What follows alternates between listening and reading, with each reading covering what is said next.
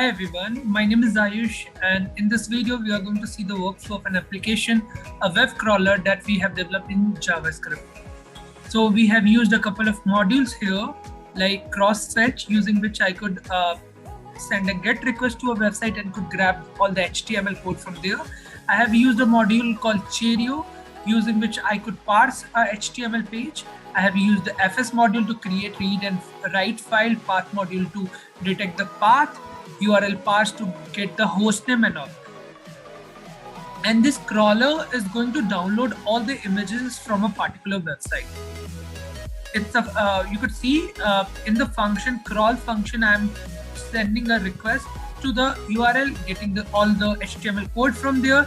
Then I am searching for image tags, and here you could see I'm searching for image tag. Then I'm getting the href attribute value, and using FS module I am downloading and saving it in this folder called images.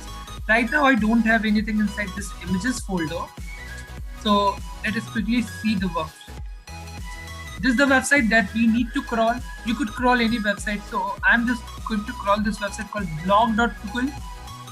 And in the code you could see at the end, when I'm calling this function crawl, I'm writing this URL called blog.google. And to crawl it, I am simply going to write node-mon app.js.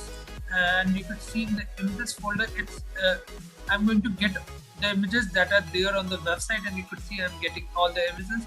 There are a lot of images, so I'm going to terminate it, otherwise my data will be exhausted so much. And you could see these are the images from that particular website. So this was all about this crawler, which is going to download all the images from a particular website. Thank you.